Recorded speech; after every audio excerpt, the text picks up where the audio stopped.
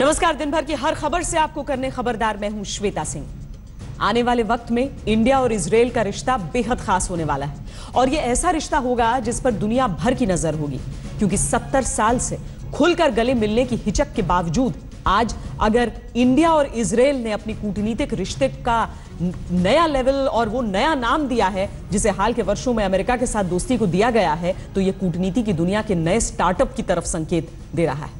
और कोई भी देश स्ट्रेटेजिक पार्टनर यूं ही नहीं बनते। इसीलिए आज इजराइल के प्रधानमंत्री ने इंडिया के साथ जोड़ी को ऊपर वाले की बनाई जोड़ी बताया।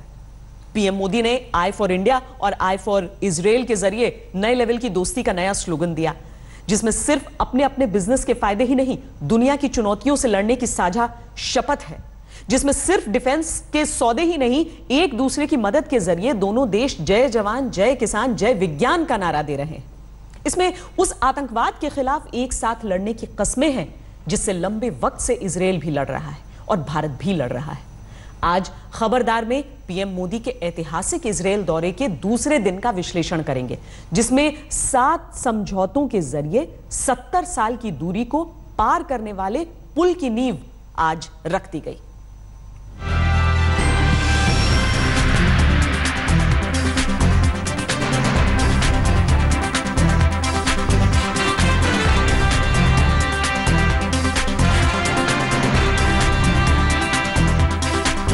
देशों की जोड़ियां भी ऊपर वाला ही बनाता है। ये बात आज इजराइल के प्रधानमंत्री बेंजामिन नेतन्याहू ने कही और इंडिया और इजराइल की जोड़ी को रब ने बना दी जोड़ी बताया।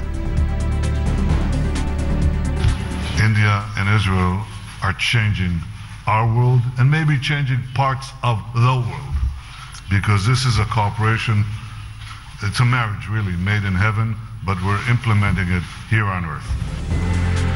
इसी से समझा जा सकता है कि इंडिया और इजराइल की दोस्ती के मायने दोनों देशों के लिए क्या हैं। 70 साल के इंतजार के बाद किसी भारतीय प्रधानमंत्री का पहली बार इजराइल जाना सिर्फ प्रतीकात्मक नहीं है, ये दुनिया में एक नई कूटनीतिक जोड़ी की नए सिरे से शुरुआत है।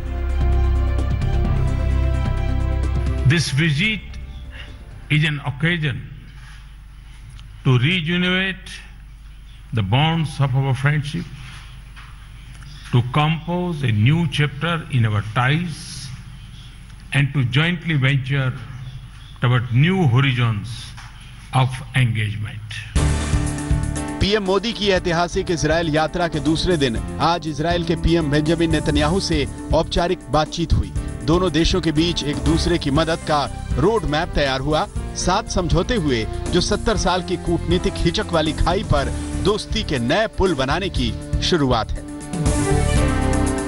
7 समझौतों में $4 करोड़ से विज्ञान और तकनीकी के क्षेत्र में ज्वाइंट रिसर्च फंड, जिसमें दोनों देश $2 करोड़ देंगे। जल संरक्षण के लिए भारत सरकार के जल मंत्रालय और इजराइल के जल मंत्रालय के बीच सहयोग तय हुआ। पानी के बेहतर उपयोग के लिए यूपी जल निगम के साथ इजराइल के जल मंत्रालय का समझौता हुआ। कृषि क्षेत्र के लिए 2018 से 2020 तक 3 साल के कार्यक्रम के लिए भारत इजराइल विकास सहयोग। एटॉमिक क्लॉक के लिए इसरो और इजराइल स्पेस एजेंसी के बीच सहयोग बढ़ाने का प्लान तय हुआ। हाई स्पीड सैटेलाइट इंटरनेट के लिए जियो लियो ऑप्टिक लिंक के लिए स्पेस एजेंसियों के बीच समझौता। छोटे सैटेलाइट्स को लेकर इसरो और इजराइल स्पेस कंपनी के बीच सहयोग करने का समझौता शामिल है। We agreed that efficiency of water and resources use, water conservation and its purification, productivity increase in agriculture are key areas in deepening our bilateral cooperation. Water conservation और agriculture से लेकर स्पेस और डिफेंस तक, निवेश से लेकर सहयोग के नए रास्तों तक, कूटनीतिक जोड़ी बनाने से लेकर आतंकवाद से लड़ने तक, भारत और इजराइल ने एक साथ चलने का प्लान बनाया है। दोनों का साझा दुश्मन आतंकवाद है। Friends, India and Israel live in complex geographies. We are aware of strategic threats to regional peace and stability. India has suffered first-hand the violence and hatred spread by terror. So as Israel. Prime Minister Netanyahu and I agreed to do much more together to protect our strategic interests. आज PM Modi Israel दौरे के दूसरे दिन Israel के राष्ट्रपति से भी मिले। इजरायल के राष्ट्रपति अभी हाल में ही भारत आए थे। प्रधानमंत्री मोदी ने इंडिया और इजरायल को आई वाली शुरुआत से जोड़ा। आई से इंडिया, आई से इजरायल। दुनिया में ट्रेड और कॉमर्स की डेफिनेशन में G2G, B2G ये सारे शब्द प्रयोग आपने किए, लेकिन रियल में मुझे लगता है हमारे बीच तो है I for I, I with I.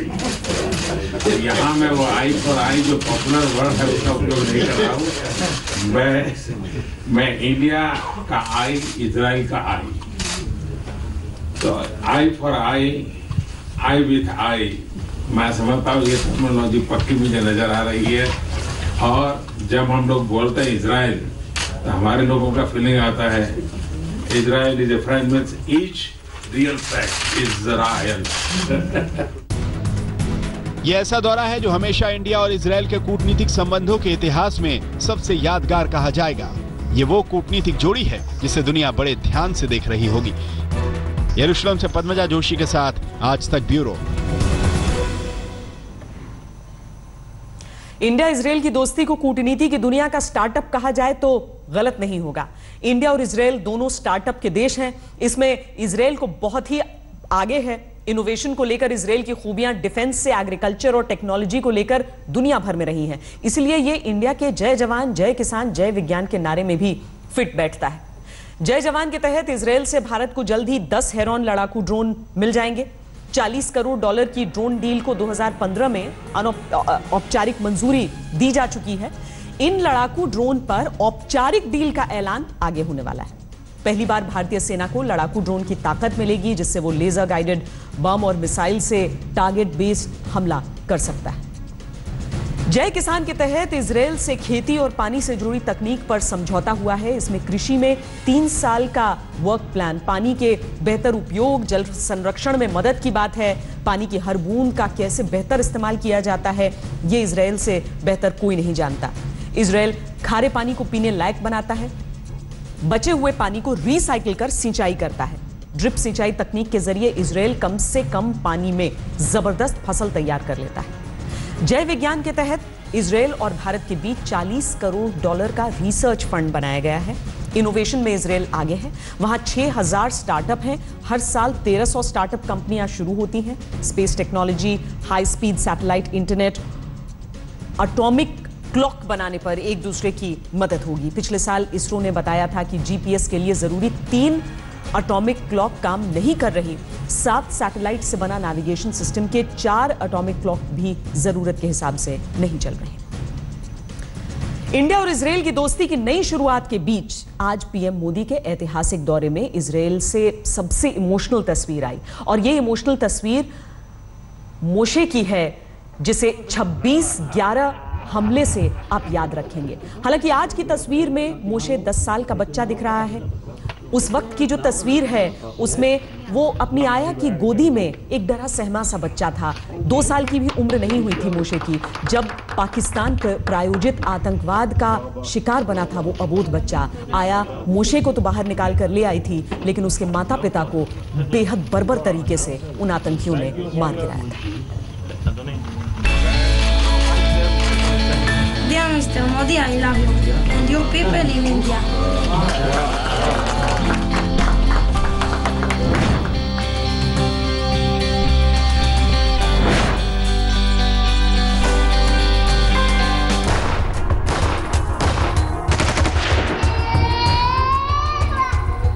2008 में मोशे होल्सबर्ग 2 साल का भी नहीं हुआ था जब पाकिस्तान के आतंकवादियों ने मुंबई पर हमला किया था और इस सबसे बड़े आतंकी हमले ने बेबी मोशे से उसके माता पिता को हमेशा के लिए छीन लिया था।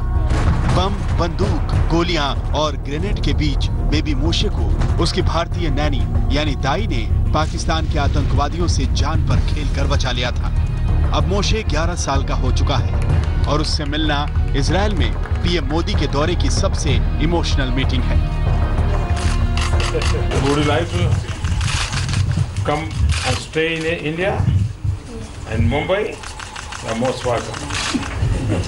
You and your all family members, they will get a long-term visa from my government. So anytime you can come, anywhere you can go.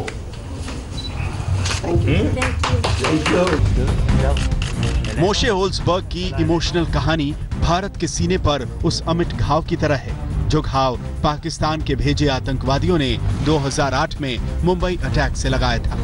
26 नवंबर 2008 को पाकिस्तान से आए 10 हमलावर आतंकवादियों में 2 आतंकवादियों ने रात को 9:45 पर उस नरीमन हाउस पर हमला किया जहां पर बेबी मोशे के माता पिता रहते थे।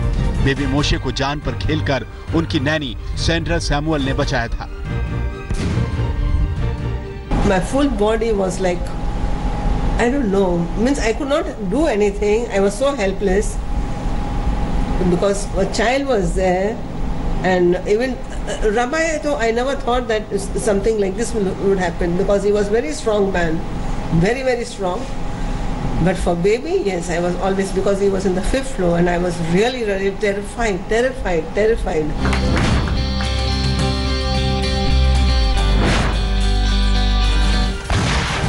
मुंबई का नरीमन हाउस उन 6 जगहों में से एक था जिनको 2008 में पाकिस्तान के 10 आतंकवादियों ने 26 नवंबर की रात अपना निशाना बनाया था।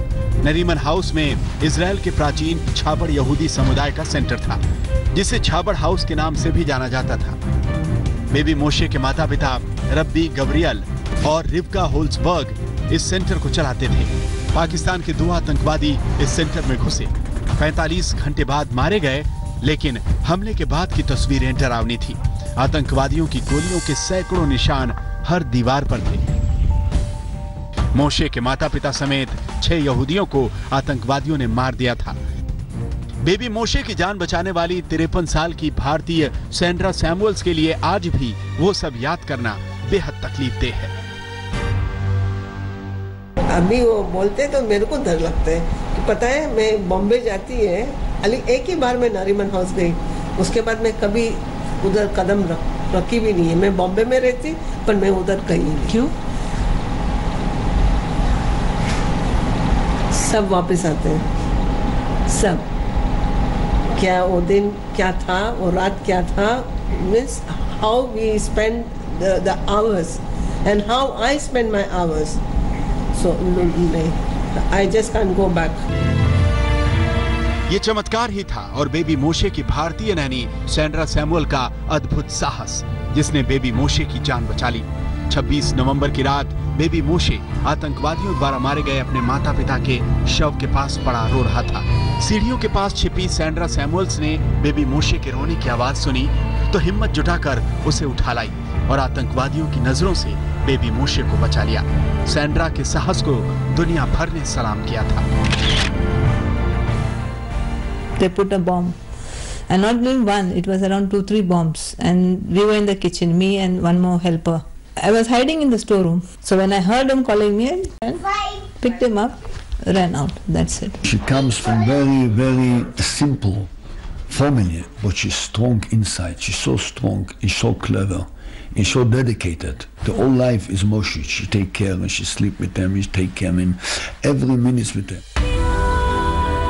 मुंबई हमले के कुछ ही दिन बाद ही बेबी मोशे का दूसरा बर्थडे था, लेकिन उसके माता पिता को आतंकवादियों ने उससे छीन लिया था। तब से वो इजराइल के आफुला में अपने दादा दादी के साथ रहता है। लेकिन बेबी मोशे का साथ उसकी जान बचाने वाली भारतीय नैनी सैंड्रा सैमुअल्स ने कभी नहीं छोड़ा। अद्भुत साहस के लिए 2008 में ही सैंड्रा सैमुअल्स को इजराइल की नागरिकता दी गई। वो दिन सैंड्रा के लिए सबसे इमोशनल दिन था। इमोशनल दिन तो आज का भी है जब इजराइल के दौरे पर पीएम मोदी बेबी मोशे से मिले हैं। अब बेबी मोशे 11 साल का हो चुका है। मुंबई अटैक को लेकर वो बहुत ज्यादा तो नहीं बोलता, लेकिन ये कहता है कि मुंबई का छाबड़ हाउस उसका घर है। अभी उसको क्या पता कि वो कितने भयानक आतंकवादी हमले से बचा था और वो पाकिस्तान के आतंक का सबसे अबोध चश्मदीद है। I want to go back to India. For my command. For my Nariman house. To the Nariman house. To be the rabbi. To be the rabbi. Like my parents, my father. Like my parents, my father. You will go back to Nariman House like your parents. Yeah. Baby Moshe अपने दादा दादी और परिवार के लोगों के साथ Israel में है। मोशे के परिवार के लोग कहते हैं कि उन्हें भरोसा ही नहीं हुआ जब उन्हें यह बताया गया कि बेबी मोशे से पीएम मोदी मिलने वाले हैं। परिवार के लोग कहते हैं कि जब वो 13 साल का हो जाएगा तो मुंबई जाएगा। मुंबई उसका घर है। यरूशलेम से पद्मजा जोशी के साथ आज तक ब्यूरो। हम आपको 26/11 के दौरान नरिमन हाउस पर हुए आतंकी हमले के बारे में भी बताते हैं। 26 नवंबर 2008 को पाकिस्तान के 10 आतंकवादियों ने मुंबई में 6 जगहों पर हमला किया था। इन 6 जगहों में एक जगह नरिमन हाउस भी था, जो इजराइल के प्राचीन चाबड़ यहूदियों का केंद्र है। पाकिस्तान के 2 आतंकवादियों ने नरिमन हाउस में घुसकर अंधाधुंध गोलियां चलाईं, ग्रेनेड फेंके।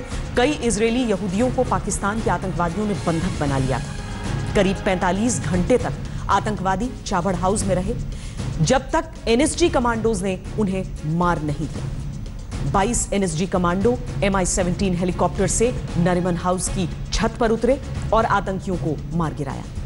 नरिमन हाउस पर हमले में 6 इजरायली यहूदी मारे गए, जिनमें मोशे के 28 साल के माता पिता भी शामिल थे। मोशे के पिता गैवरील होल्सबर्ग चाबड़ हाउस के यहूदी सेंटर के डायरेक्टर थे।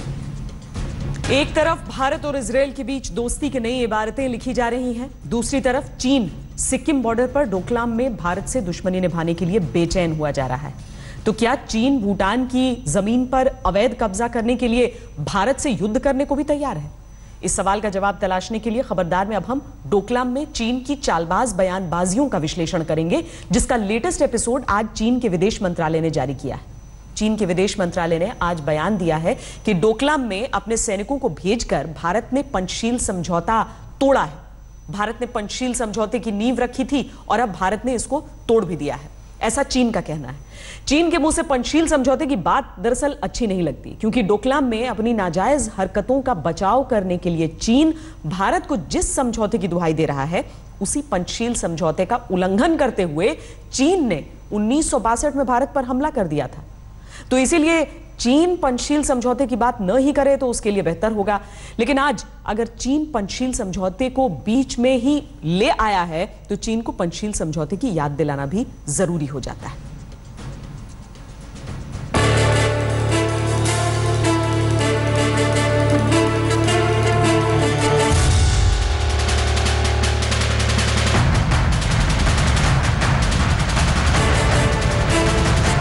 जो खुद पड़ोसी देशों की जमीन हड़पने में माहिर हो, जो भूटान जैसे छोटे से देश की सीमा में घुसकर उसकी जमीन भी हड़प कर जाए और ऊपर से अपनी गलत हरकत पर अड़ भी जाए, वो चीन भारत को पंचशील समझौते की याद दिला रहा है। ये तो गजब है। हमें तो शक है कि चीन को पंचशील समझौता याद भी है या नहीं।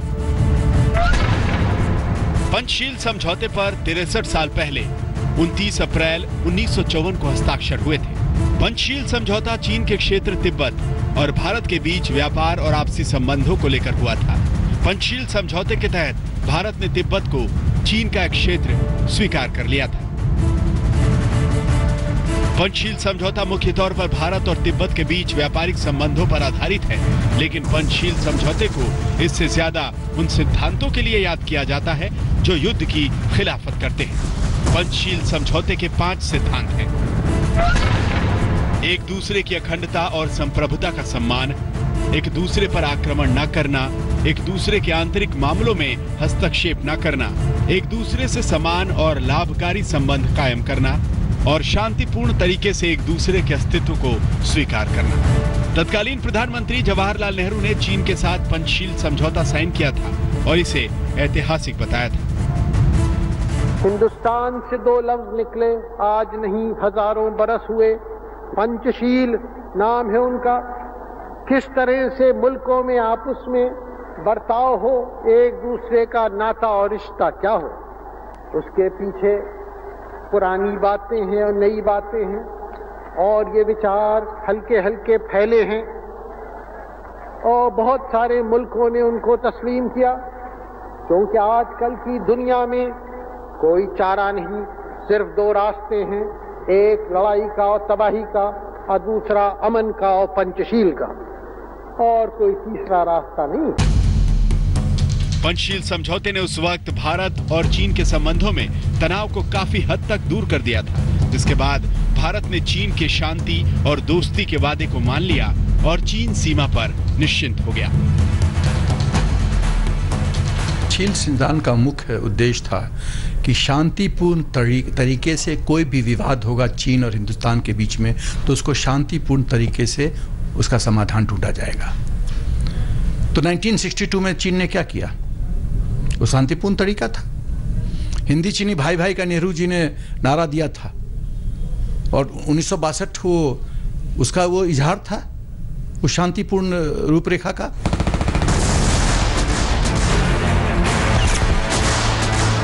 और फिर आया साल 1962, जब चीन ने भारत पर हमला करके पंचशील समझौते के 5 सिद्धांतों की धज्जियां उड़ा दी।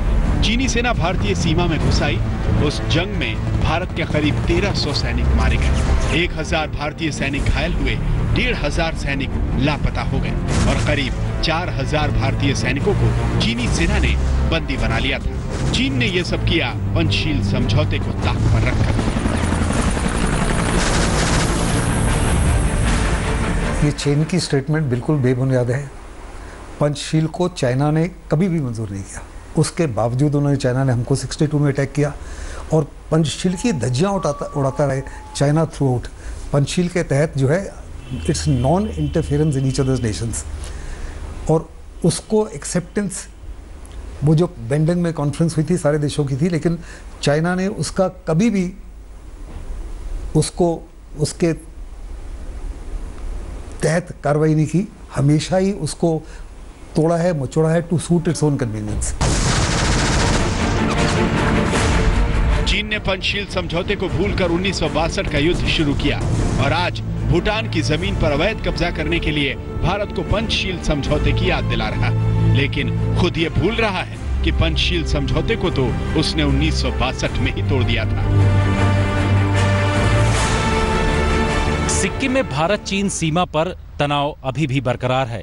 इस तनाव के बीच में चीन के विदेश मंत्रालय ने यह कहा है कि भारत पंचशील समझौतों का उल्लंघन कर रहा है। चीन ने यह आरोप लगाते हुए भारत को एक तरीके से पाठ पढ़ाने की कोशिश की है, लेकिन जिस तरीके से चीन ने 1962 में युद्ध के दौरान पंचशील सिद्धांतों का उल्लंघन किया था, उस समय उसको ये पंचशील समझौते नजर नहीं आ रहे थे। दिल्ली से कैमरामैन वरुण कुमार के साथ जितेंद्र सिंह, आज तक। डोकलाम में भूटान की जमीन पर कब्जा जमाने के लिए भारत को जंग की धमकी देने वाला चीन पंचशील समझौते की बात न ही करे तो अच्छा है, लेकिन चीन मानने वाला कहां है? भारत ने शांति से समझाकर देख लिया, सख्ती दिखाकर भी देख लिया और चीन के आक्रामक बयानों का करारा जवाब देकर भी देख लिया, लेकिन चीन समझने के लिए तैयार नहीं है। चीन की सेना और सरकार के साथ साथ चीन की मीडिया भी भारत पर धौंस जमाने की कोशिश कर रही है। चीन के सरकारी अखबार ग्लोबल टाइम्स ने मंगलवार को एक लेख छापा जिसमें चीन की बौखलाहट झलकती है। ग्लोबल टाइम्स ने भारत के खिलाफ बेहद आपत्तिजनक भाषा का इस्तेमाल करते हुए लिखा, भारतीय सेना चाहे तो सम्मान के साथ अपनी सीमा में लौट सकती है, वरना चीन के सैनिक उसे इस इलाके से खदेड़कर बाहर निकाल देंगे। ग्लोबल टाइम्स ने आगे लिखा कि अगर भारत को लगता है कि वो डोकलाम इलाके में अपनी सैन्य क्षमता का सहारा लेकर फायदा उठा लेगा, तो हम साफ करना चाहते हैं कि चीन भारत की सैन्य ताकत को तिरस्कार की नजर से देखता है। हम भारत को खुद से कमतर मानते हैं। ग्लोबल टाइम्स ने अपने लेख में रक्षा मंत्री अरुण जेटली के बयान का जिक्र भी किया और भारत को धमकाने वाले लहजे में लिखा कि जेटली ठीक कहते हैं कि 2017 का भारत 1962 के भारत से अलग है। अगर भारत दोनों देशों के बीच सैन्य संघर्ष को उकसाता है तो उसे 1962 के मुकाबले ज्यादा नुकसान झेलना पड़ेगा। भारत का यह कहना कि वो भूटान के भूभाग की रक्षा में उसकी मदद कर रहा है, यह सिर्फ बहानेबाजी है। चीन के अनुसार चीनी सरकार के माउथपीस ग्लोबल टाइम्स का कहना है कि भारत पर जंग का जुनून सवार है। भले ये क्या बात हुई, चीन ने डोकलाम में भूटान की जमीन पर सड़क बनाने की जुर्रत की। भूटान की मदद मांगने पर भारतीय सैनिकों ने चीन को सड़क बनाने से रोका और तब से चीन इतनी बुरी तरह बौखलाया हुआ है कि भारत को युद्ध की धमकी दे रहा है। चीन की सेना, सरकार, मीडिया, बुद्धिजीवी रोज भारत के खिलाफ बयानबाजी के बम गिरा रहे हैं। यह वही बात हो गई कि उल्टा चोर कोतवाल को डांटे। our area, and you are doing recce, patrolling your area. So many people. Sikkim border पर भारतीय सैनिकों से गहमा गहमी।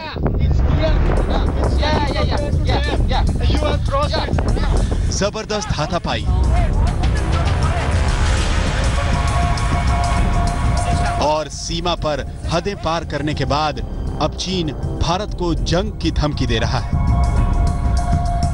चीन का विदेश मंत्रालय कह रहा है कि भारतीय सैनिक अगर डोकलाम से पीछे नहीं हटे तो भारत को 1962 वाला सबक दोबारा सिखाया जाएगा। चीन के थिंक टैंक कह रहे हैं कि डोकलाम में सीमा विवाद को उचित तरीके से नहीं निपटाया गया तो इससे युद्ध छिड़ सकता है। चीन के राजदूत कह रहे हैं कि शांति या युद्ध में से किस विकल्प को अपनाकर डोकलाम में गतिरोध खत्म करना है, यह भारत को तय करना है, यानी गेंद भारत के पाले में है। चीनी सरकार का माउथ पीस ग्लोबल टाइम्स लिख रहा है कि चीन भारत को सबक सिखा देगा और अगर युद्ध हुआ तो भारत को 1962 से ज्यादा बड़ा नुकसान उठाना पड़ेगा। चीन से आने वाले ये बयान जाहिर करते हैं कि डोकलाम में कब्जा जमाने के लिए चीन भारत से जंग भी लड़ सकता है, लेकिन चीन का चरित्र देखिए कि वो युद्ध के लिए उकसाने का आरोप भारत पर लगा रहा है। मैं समझता हूँ ये डिप्लोमेटिक लेवल पे ये इशू हल हो सकता है। हम यही चाहते हैं जहाँ पे पहले चाइनीज थे वही स्थिति बनी रहे। चाइना जो भूटान की टेरिटरी में आगे बढ़ रहे हैं तो हम यही चाहते कि आप आगे मत बढ़ो। ये हमारे सिक्योरिटी कंसर्न्स है और ये हमारा स्टैंड है। 1 महीने से ज्यादा हो चुका है सिक्किम बॉर्डर पर चीन अपनी दादागिरी से पीछे नहीं हट रहा। भारत ने भी साफ संदेश दे दिया है कि वो चीन की दादागिरी के आगे नहीं झुकेगा। भारत का सख्त रुख चीन के जले पर नमक रगड़ने जैसा है, क्योंकि भूटान की जिस जमीन पर कब्जा करने के रास्ते वो सिक्किम बॉर्डर पर भारत पर दबाव बनाने के बारे में सोच रहा था, उसका वो पूरा प्लान फेल होता दिख रहा है। न तो भारत और न ही भूटान इस बार चीन की हरकतों को बर्दाश्त कर रहे हैं। तो उन्होंने कहा कि भूटान के मामले में इंटरफेयर न करे भारत, और ये चाइना और भूटान का मामला है। भूटान खुद बोलता है ना, भूटान के किंग ने कल स्टेटमेंट दिया है कि चाइना हमारे टेरिटरी में आ रही है। तो भूटान क्या कहती है ये तो आप समझो। जब से सिक्किम बॉर्डर पर चीन की मनमानी और दादागिरी को भारत ने रोका, वो एक के बाद एक पैंतरे दिखा रहा है, जिसमें डराने धमकाने से लेकर ब्लैकमेलिंग तक की बातें हैं। उसने नाथुला पास से कैलाश मानसरोवर यात्रा नहीं होने दी, जिससे भारत को दबाव में लाया जा सके। सिक्किम बॉर्डर पर टेंशन के बीच उसने तिब्बत में अपने बैटल टैंकों की प्रैक्टिस की ताकि वो अपनी ताकत और अपने इरादों को बता सके और 1962 के युद्ध की याद दिला सके। हम तैयार हैं, 1962 की वो याद दिला रहे हैं। देखिए, मैं इसके याद दिलाना है तो वो 62 की स्थिति अलग थी, 2017 का भारत और है। भारत का चीन से युद्ध करने का कोई इरादा नहीं है। वैसे चीन खुद भी ये बात जानता है कि जंग लड़ना वो भी भारत से इतना आसान नहीं है। हाँ, जंग के नाम पर दबाव बनाने के लिए चीन रोज ही भारत के खिलाफ बयान दे रहा है। दरअसल चीन को एशिया में भारत के दबदबे से चिढ़ मच रही है। चीन चंबी वैली में अपना प्रभुत्व जमाना चाहता है, जो कि तिब्बत के दक्षिणी हिस्से में पड़ता है। चीन की व्यापक और विस्तारवादी नीति के तहत ये भूटान के उस बॉर्डर तक पहुंचना चाहता है जहां से भारत पर बड़े स्तर पर निगरानी रखी जा सके। इसी के चलते चीन ने इतनी बड़ी कार्रवाई की और वहां पर अलग अलग जगहों पर करीब 90 के आसपास टेंट गाड़ दिए हैं। भारतीय सेना भी उनसे मुकाबला कर रही है, लेकिन जिस तरीके से चीन अपनी हदें पार कर रहा है और भारतीय सेना को उकसाने की कोशिश कर रहा है, वो काफी गंभीर है। भारत को युद्ध की धमकी दे रहा है। डोकलाम का वो इलाका भारत के सिक्किम, चीन के तिब्बत और भूटान के बीच चुंबी घाटी में स्थित है, जिसे लेकर चीन और भूटान के बीच लंबे समय से विवाद चल रहा है। इसे सुलझाने के लिए 1984 से लेकर अब तक 24 वार्ताएं हो चुकी हैं। डोकलाम के जिस इलाके में चीन सड़क बना रहा है, सामरिक नजर से वो इलाका भारत के लिए भी बेहद महत्वपूर्ण है। हम आपको दिखाते हैं कि किस तरीके से, अगर हम भारत के नक्शे पर उस इलाके को समझने की कोशिश करें। हालांकि हम दुनिया के नक्शे से, उस ग्लोब से हम उस इलाके में आएंगे और आपको फिर समझाएंगे कि दरअसल किस तरह की स्थिति यहां पर बन रही है, क्यों भारत के लिए यह चिंता का विषय हो सकता है। ये देखिए, इस मैप में हम स्पष्ट तौर पर ये जो हिस्सा देख रहे हैं हल्का काला सा, ये हिंदुस्तान का नक्शा है, ये सिक्किम का इलाका है और ये हो जाता है नीला वाला इलाका भूटान। जो विवादित जगह है वो ये है डोकलाम।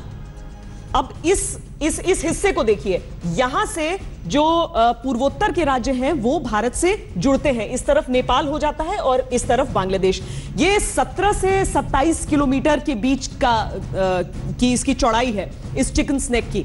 और इधर ये जो डोकलाम का इलाका है, वहां से अगर इस तरफ का हम इलाका देखें तो मुश्किल से 50 किलोमीटर की दूरी दोनों के बीच। यानी चीन अगर अपना वर्चस्व यहां पर, ये वो विवादित हिस्सा है भूटान और चीन के बीच में, चीन अगर अपना वर्चस्व यहां पर जमाता है, यहां तक सड़कें बनाता है, तो उसे सीधे तौर पर यह समझ में आता है कि उसका एक्सेस जो है, उसकी पहुंच जो है, वो भारत में कितनी डीप हो सकती है। और इस वजह से बहुत ज्यादा भारत इस बात को लेकर बहुत ज्यादा संजीदा है कि चीन की पहुंच वहां तक नहीं होनी चाहिए। चीन वैसे भी अपनी विस्तारवादी नीतियों के लिए जाना जाता है, यानी कि किसी भी पड़ोसी से जिससे उसकी सरहद लगती है उससे अच्छे रिश्ते नहीं है। पाकिस्तान को छोड़ दें, क्योंकि पाकिस्तान ने उसे सड़क बनाने का और दूसरे छोर तक, समुंदर तक पहुंचने का एक रास्ता दे दिया है। उस वजह से पाकिस्तान से बहुत गाढ़ी दोस्ती है उसकी। लेकिन जो देश अपनी संप्रभुता को बनाए रखना चाहता है, जिस देश का थोड़ा सा भी आत्मसम्मान है, जो पाकिस्तान जैसा नहीं है, वो चीन को अपने क्षेत्र में नहीं आने देना चाहता है, चाहे वो भूटान जैसा छोटा देश क्यों ना हो। हालांकि भूटान के किसी भी तरह के संबंध नहीं है चीन से, राजनयिक संबंध नहीं है, और इसीलिए भारत न सिर्फ रक्षा कर रहा है भूटान के हितों की, बल्कि राजनयिक तौर पर भी चीन की तरफ भूटान का रुख भेज रहा है।